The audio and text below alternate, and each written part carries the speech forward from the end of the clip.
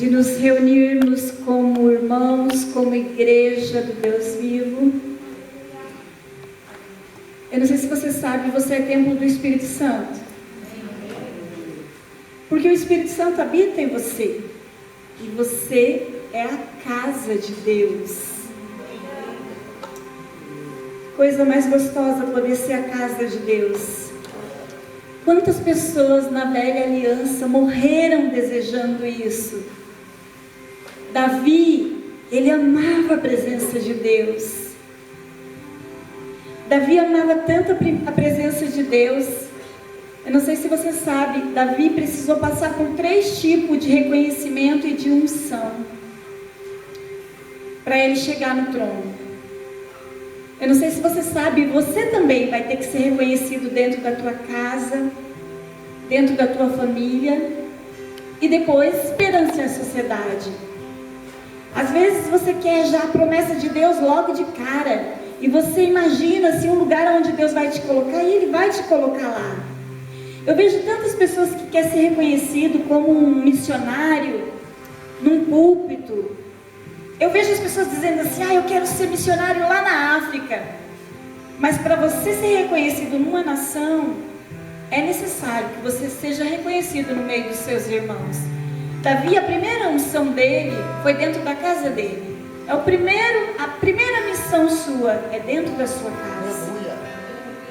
Nem sempre você vai estar por cima. Davi, nem convidado para sentar na mesa ele não era. Ele não era reconhecido pelos seus irmãos, mas ele foi reconhecido por Deus na frente dos irmãos dele. Então o primeiro lugar que Deus vai te avalizar, que Ele vai te selar, é dentro da tua casa. Depois Davi recebeu uma unção no meio dos seus familiares, que foi em Hebrom. E ali ele ficou por 7 anos sendo reconhecido de Judá, pelos seus familiares.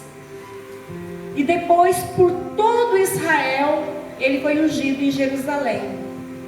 E quando ele chegou a ser rei em Jerusalém, Jerusalém não tinha a Arca da Aliança, não estava em Jerusalém.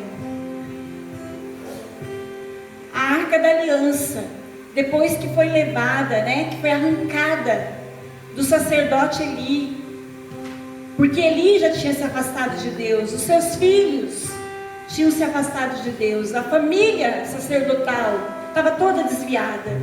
E quando a família sacerdotal se desviou, a nação toda se desviou. E por conta disso, os filisteus venceram a guerra, pegaram a aliança, a Arca da Aliança, e levaram para o território dos filisteus.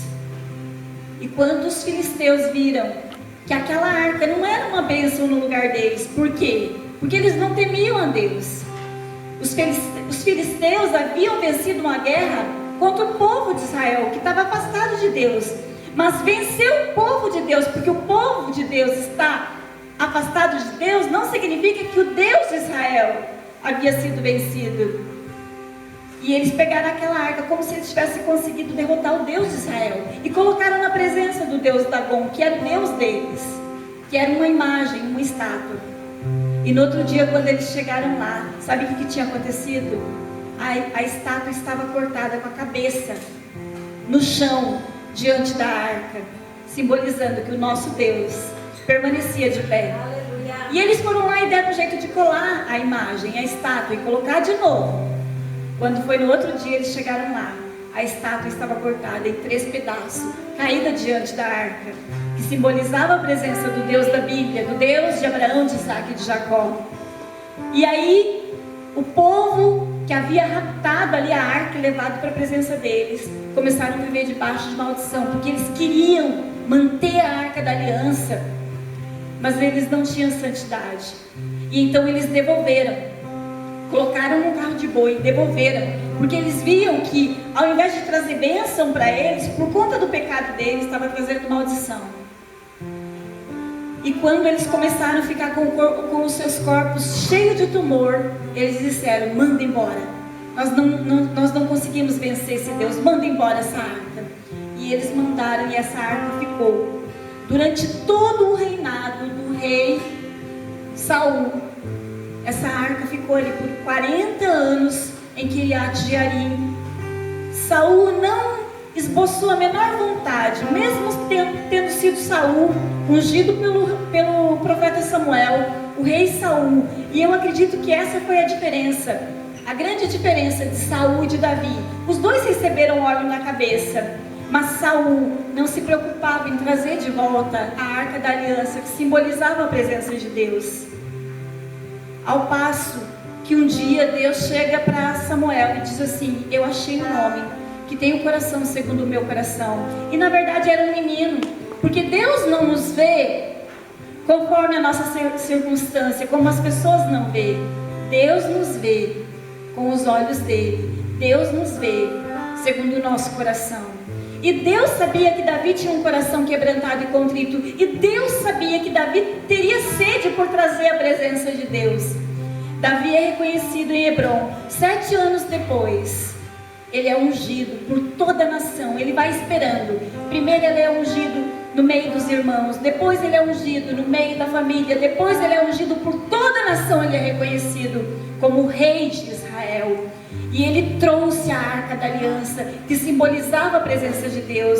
E aonde aquela arca passava, eles tinham prazer, eles se sentiam privilegiados por poder estar perto daquela arca.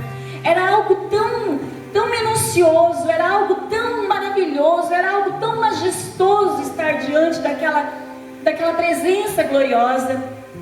E aí, diferente do que Moisés fez, sabe o que Davi fez?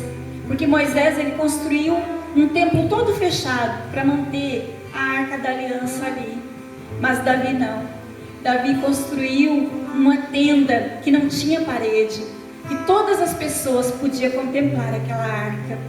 E amados, pasme você, depois que Davi morreu, o seu filho construiu um templo muito suntuoso, revestido de ouro, e foi lá e escondeu a arca de novo no lugar santíssimo.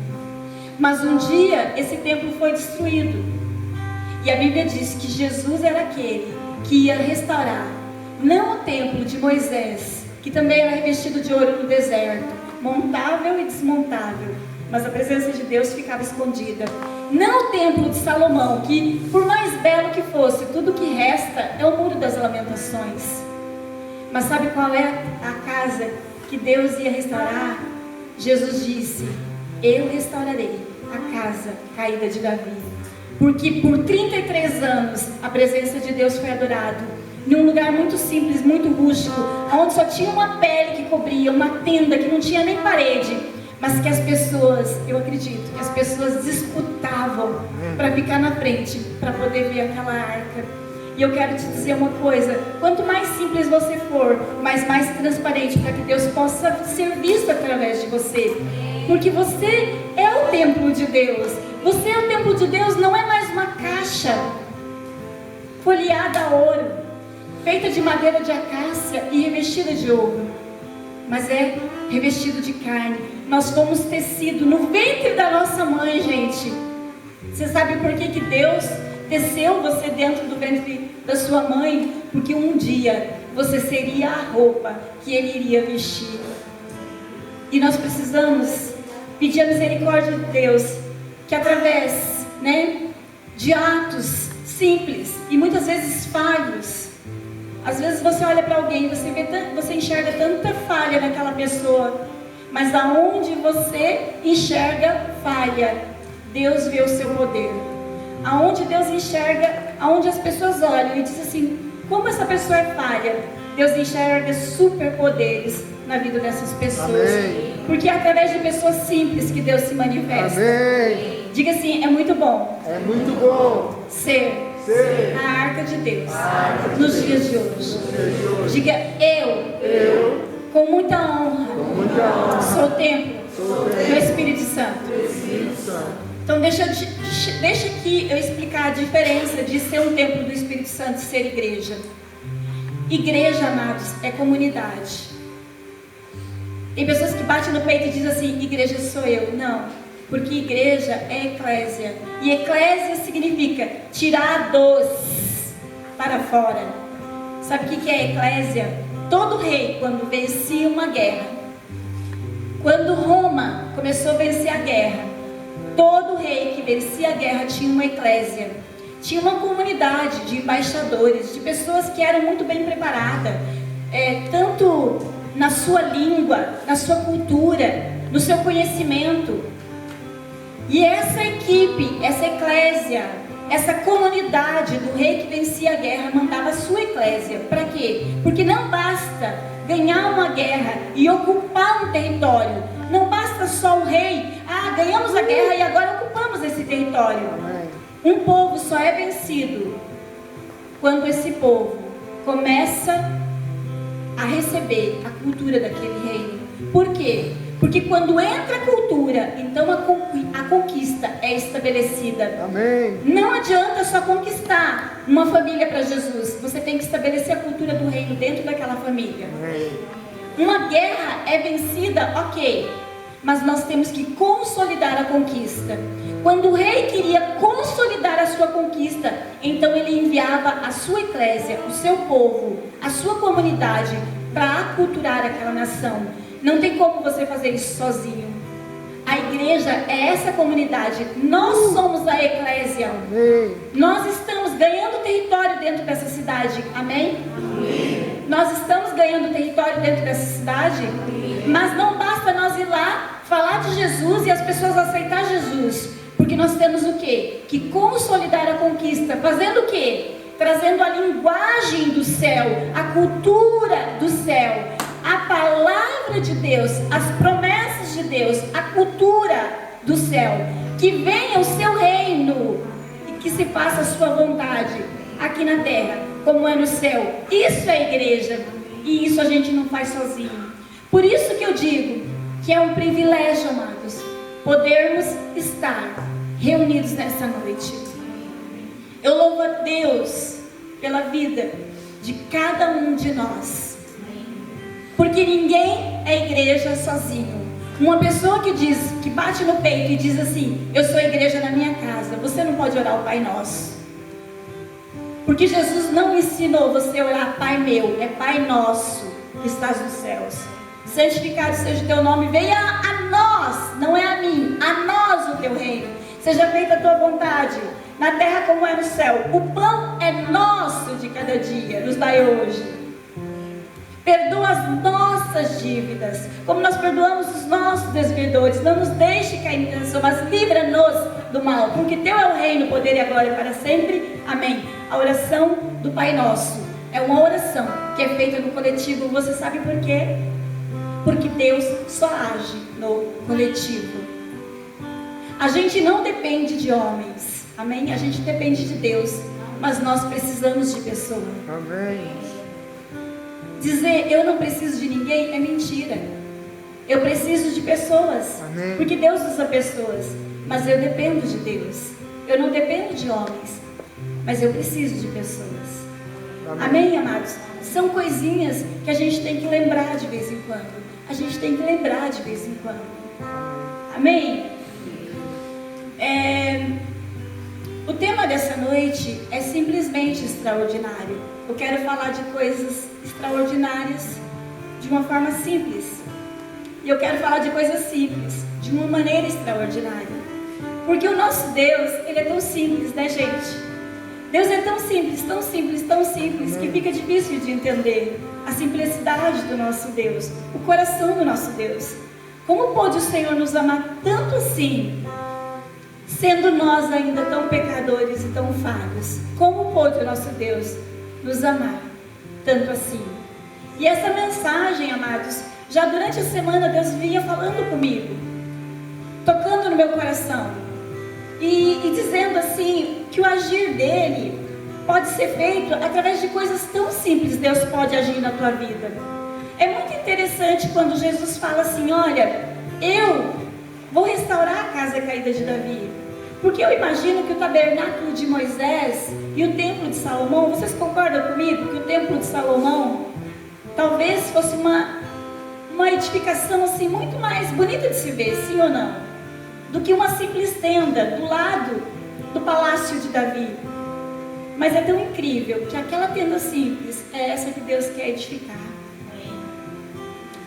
Então eu quero falar de coisas simples, mas que são extraordinárias. Amém. E de coisas extraordinárias, porque são simples. Ontem eu passei o dia todo estudando, fazendo a minha pós.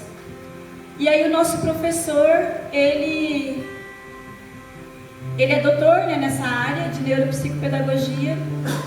E aí ele estava falando para nós que como profissional dessa área, nós nunca poderíamos olhar para os problemas do paciente. Quando alguém chegasse com um problema, e ele foi tão incrível que ele falou: por que eu estou falando isso com você? Porque o que ele falou para mim, a gente pode usar em qualquer área da nossa vida. Aí ele estava dizendo assim: olha, nós que escolhemos essa profissão de neuropsicopedagogo, as pessoas só vão nos procurar porque elas estão com um problema. Quando elas estiverem bem, elas não vão nos procurar. E quando elas nos procurar, vocês nunca podem olhar para o problema, para o defeito, para a falta. Porque aquela pessoa vai chegar com um problema e você não vai poder trabalhar em cima do problema. Porque se você trabalhar em cima do problema, você não vai ter recurso. Então você tem que encontrar uma coisa no seu paciente, um ponto positivo nele. E a partir desse ponto positivo, você vai construir um método, uma estratégia, e essa pessoa vai ser beneficiada. Amém. E aí ele falou de um menino que ele tinha um grau de autismo. E aí a professora chegava para ele e dizia assim: doutor, não tem jeito esse menino. Não tem nada de bom nele. Ele não se interessa por nada. Ele não tem afeição nenhuma. Ele não cruza o olhar, ele não abraça, ele não gosta de nada. E aí o doutor falava assim: mas é impossível. Porque todo autista ele se interessa. Mesmo que seja por uma coisa, ele tem que se interessar. Alguma coisa ele se interessa. Não, ele não se interessa por nada. Ele falou assim: então não é autista, porque tem que se interessar por pelo menos alguma coisa. Daí ele começou a falar assim: ele deve, sei lá, cores, tijolo. E ele foi falando: terra, mar, carro, carro. Ele fala em carro.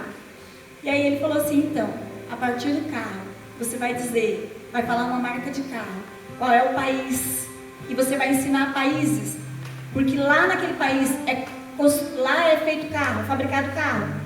E aí você vai dizer que é daquele país, que é banhado por tal mar, e você vai ensinar sobre mares, sobre oceano, e você vai falar sobre a cultura daquele país, e vai dizer que os carros precisam de combustível, e que o combustível, ele vem dos fósseis, que estão lá no fundo do oceano. E olha quanta coisa você pode abrir um leque de possibilidades e ensinar e ajudar alguém a partir de uma coisa.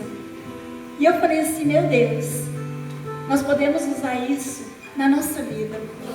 Então, o que Deus quer falar no nosso coração nessa noite, que você nunca deve olhar e desejar um milagre olhando a partir dos problemas das pessoas que estão à sua volta. Amém. Dos problemas da sua família, da falta, da necessidade, amém, da escassez. Amém.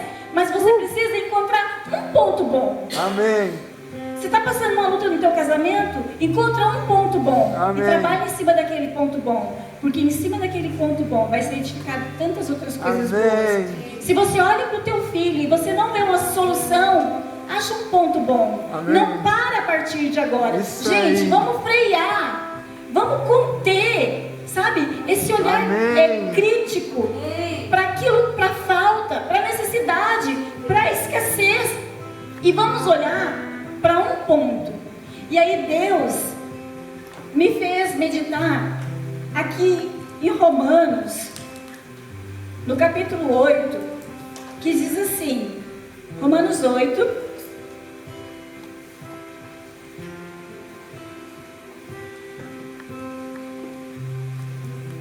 (26) Da mesma maneira também, o Espírito Santo nos ajuda em nossas fraquezas. Diga assim comigo: o Espírito Santo, nos ajuda.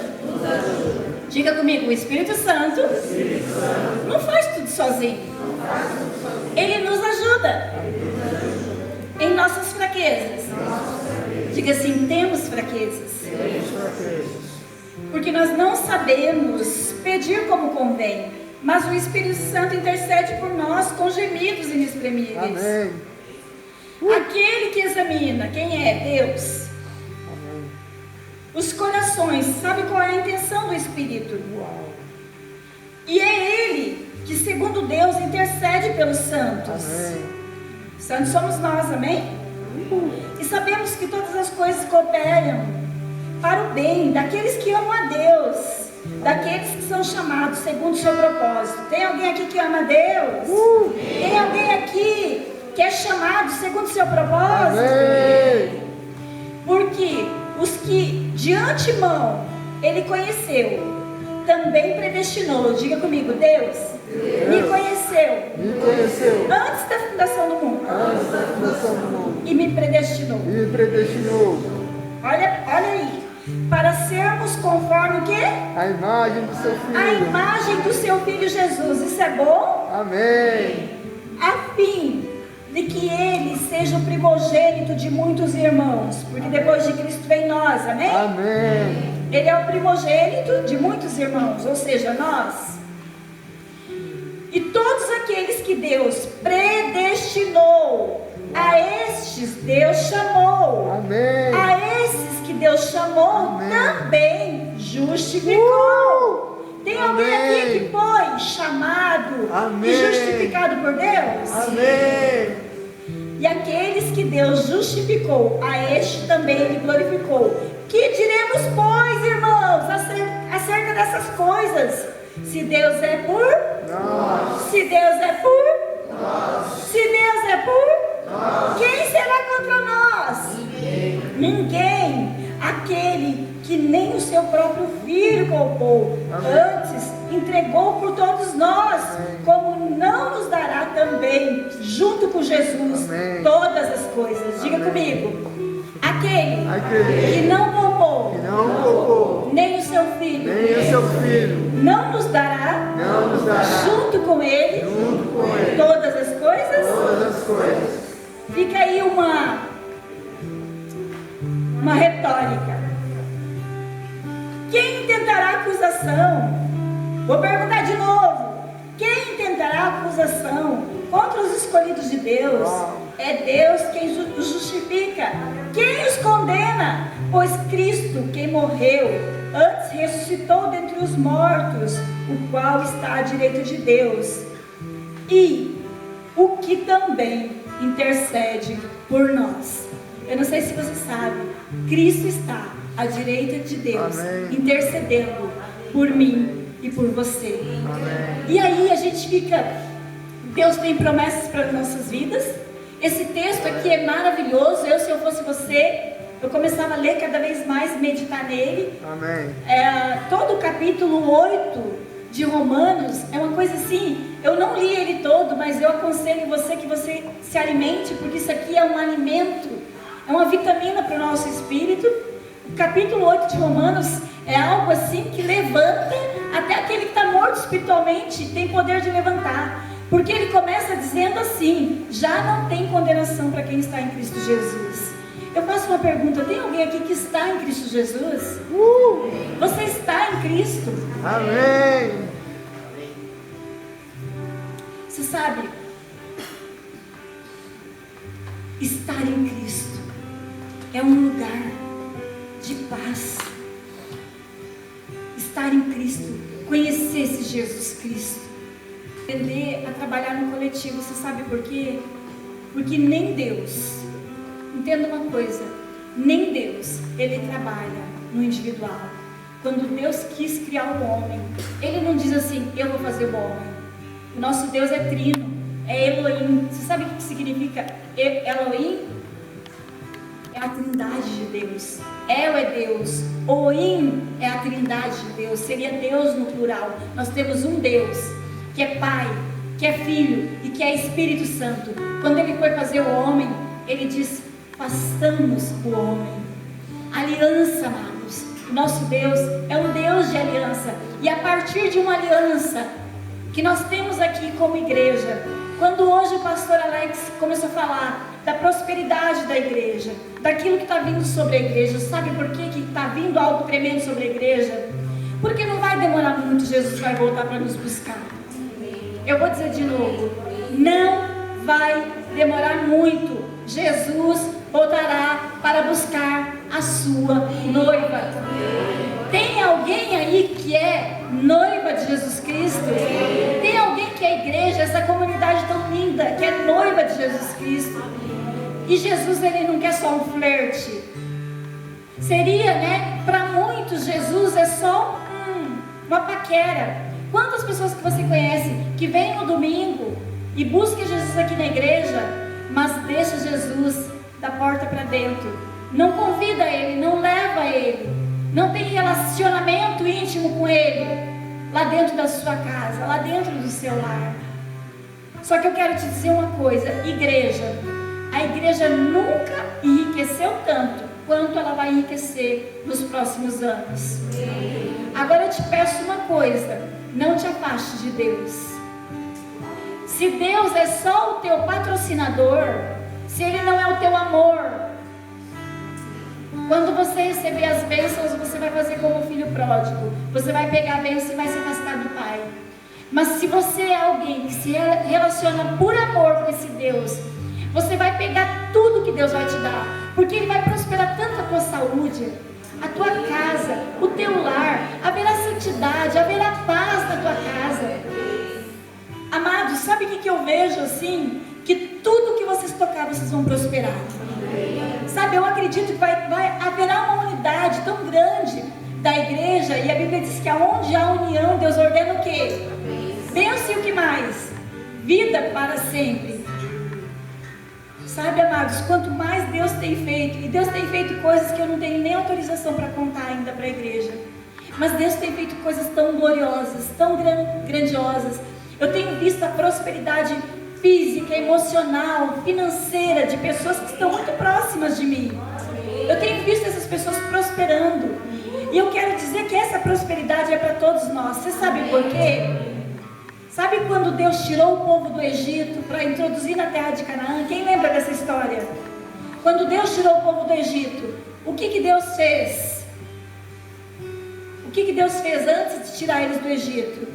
Enriqueceu eles com o quê? Com ouro, com prata, com joias. Porque antes deles saírem do Egito, pessoas levaram ouro, prata e joias. E eles saíram com muita riqueza, com muito ouro, com muita prata. E foram para o deserto para atravessar e entrar na terra prometida. E eu quero dizer que é debaixo dessa prosperidade que Deus vai tirar a sua igreja do mundo. Porque o mundo simboliza o Egito. Do mesmo jeito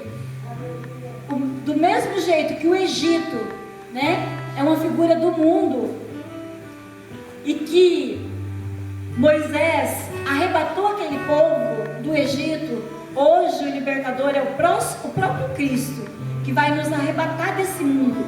Mas nós não vamos sair debaixo de escassez, porque não saiu ninguém pobre do Egito. Não sai, a Bíblia diz que ninguém saiu doente, não havia doença. Gente, isso não é tremendo?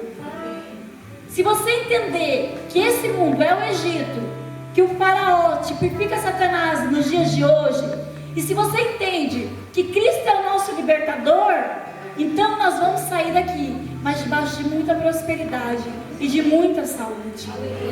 Se preparem para isso, igreja.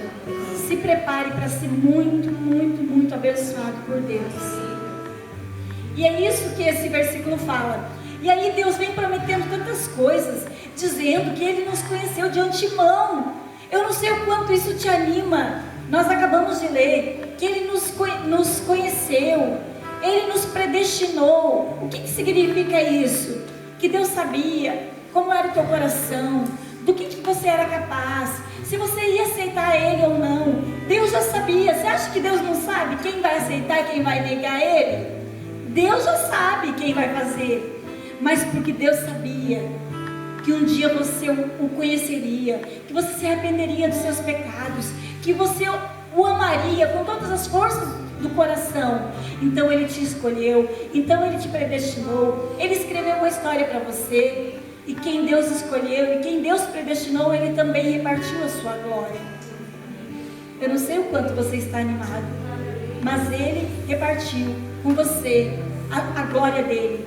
Agora eu quero fazer uma pergunta: o quanto você está disposto para desfrutar disso? O quanto você está disposto a olhar para coisas simples, coisas pequenas que você considera pequena, mas entre aspas, porque aquilo, talvez aquele casamento que você desdenha, tem alguém orando por um casamento como o teu. Talvez esse filho que você não valoriza, tem mães, pais de joelho dobrado pedindo para gerar um filho. Talvez esse prato de comida que você desdenha, alguém está clamando por ele. Se nós começarmos, como o meu professor falou, nunca trate uma pessoa olhando e a partir do seu problema, da sua necessidade, porque senão vocês vão desanimar. Trate o seu paciente olhando para aquilo que ele tem de bom. Eu vi Deus usando a boca daquele homem.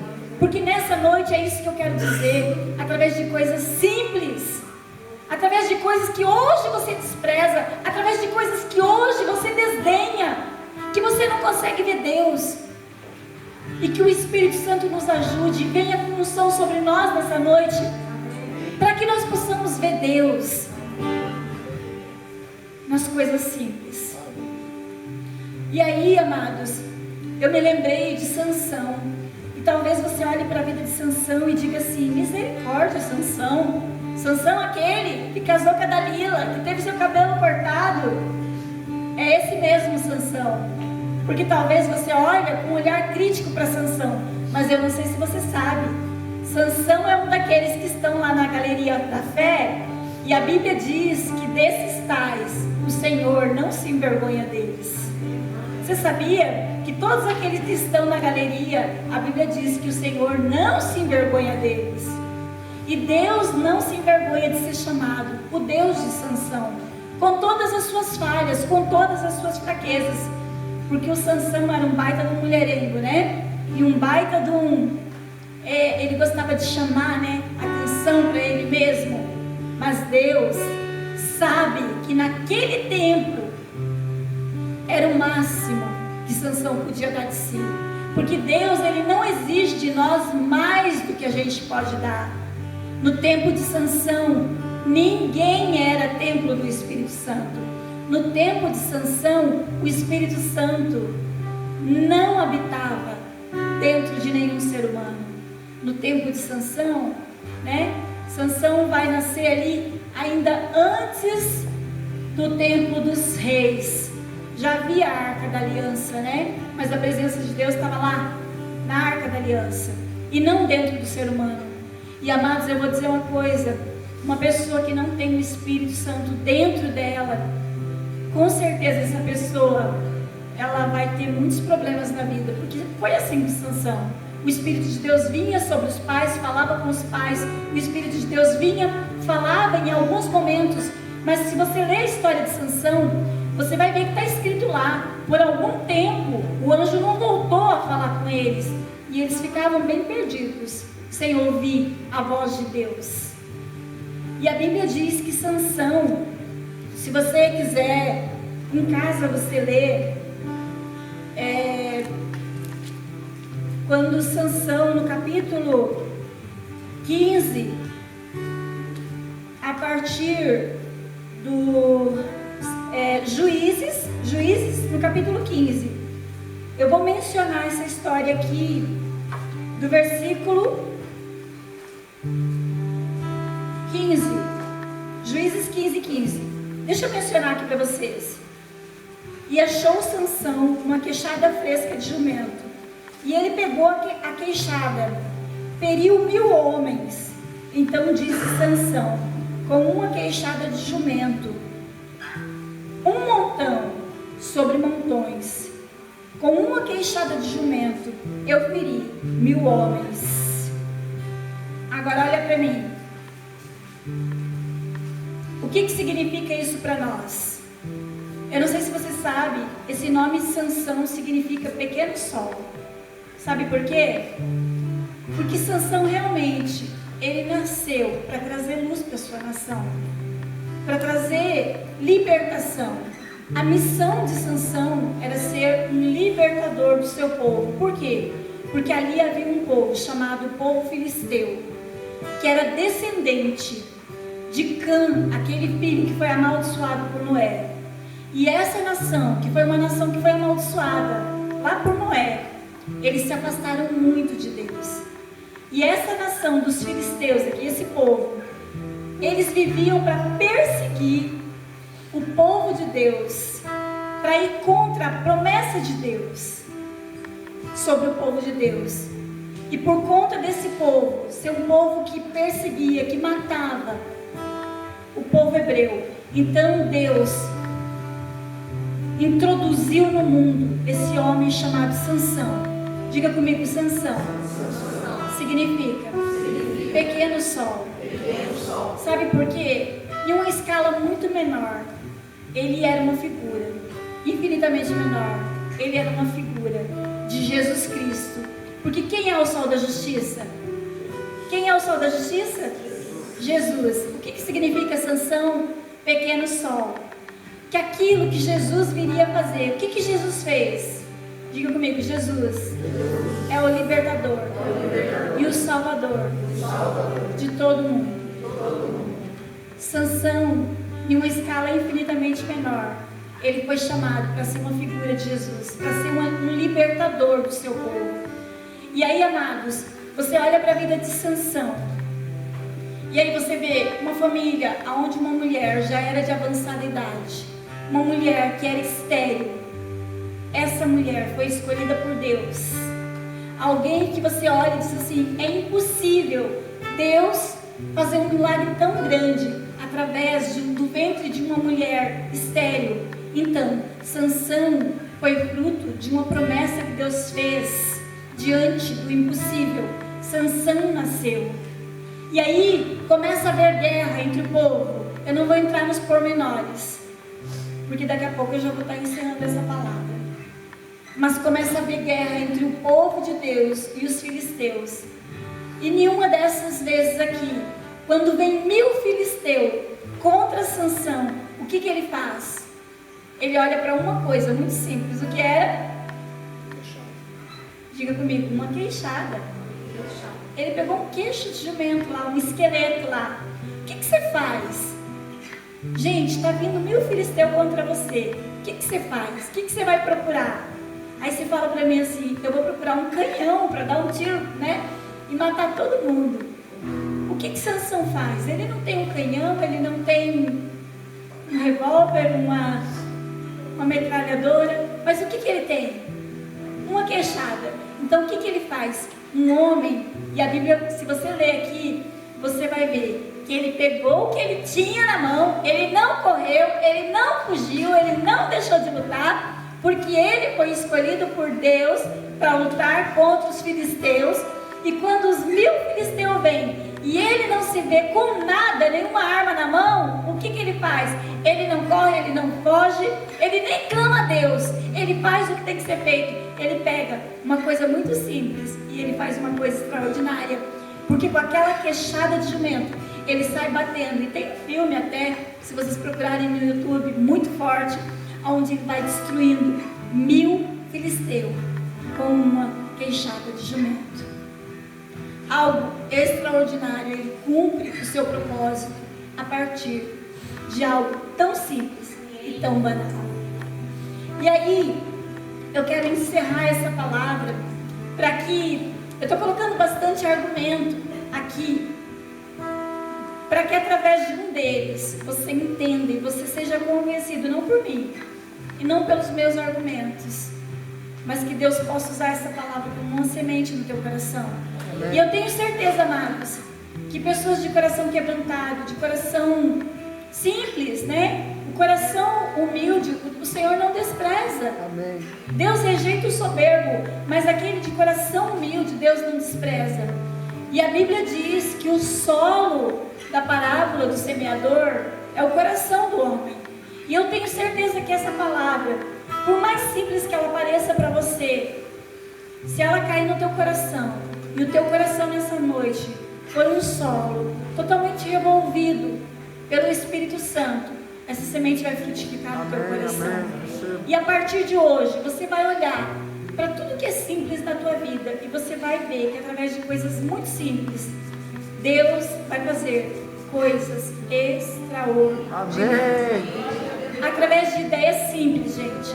Eu sempre digo que você não precisa ter uma grande ideia, você precisa de uma pequena ideia que seja ungida por Deus. Eu sempre faço a menção daquele moço da Cacau Show. Sabe a Cacau Show? Como que começou a Cacau Show? Que é uma grande, né, franquia, acho que de chocolate é uma das maiores franquias aqui do Brasil, não sei se está fora. Mas essa ideia começou na cabeça de um adolescente que começou fazendo brigadeiro. Algo simples, que se transformou em algo extraordinário. Você acha que Deus não pode te dar uma ideia simples nessa noite? E através dessa ideia simples que Deus vai te dar, acontecer algo extraordinário? Sim ou não? Sim ou não? Então tá, eu quero ler mais uma história. E depois, você que crê em um Deus que é tão simples, que se torna até difícil de entender. Se você crê que está vindo uma unção do simples mais extraordinário sobre a tua vida, nós vamos nos colocar de pé e nós vamos orar e virar uma unção tão poderosa sobre as nossas vidas. Você que vai se colocando de pé, já vai adorando então. Já vai adorando. Eu vou ler essa história.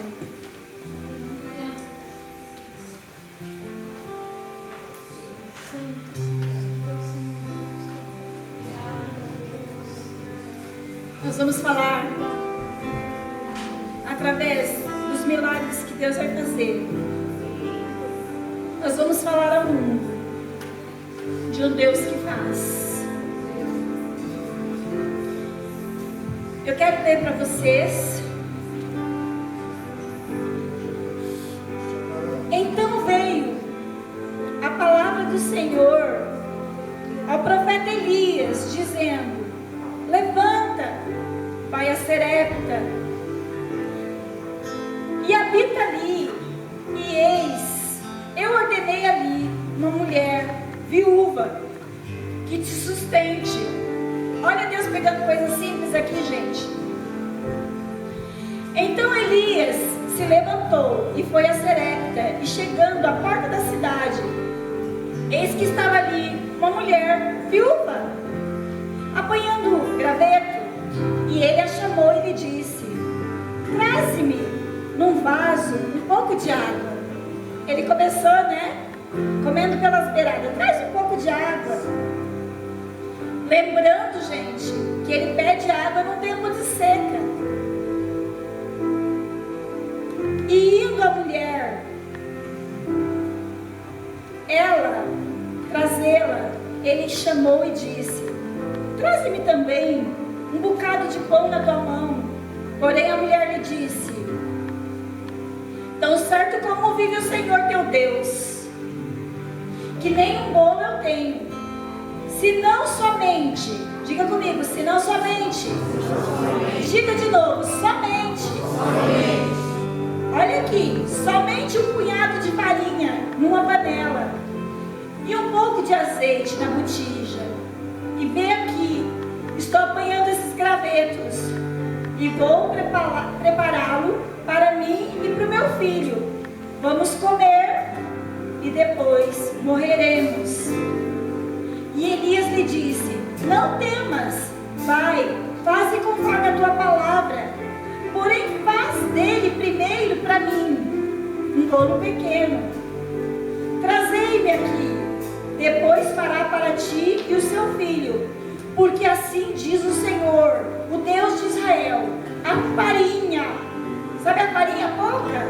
A farinha da panela não se acabará, o azeite da botija não faltará, até o dia em que o Senhor dê chuva sobre a terra. E ela foi e fez conforme a palavra de Elias, e assim ela comeu comeu, e ele e a sua casa muitos dias, e da panela a farinha não se acabou, e da botija o azeite não secou, conforme a palavra do Senhor que ele falara por mistério através de Elias. Eu quero te dizer uma coisa. Quando Elias chega para aquela mulher e ele pede algo, o que ele estava pedindo era um luxo.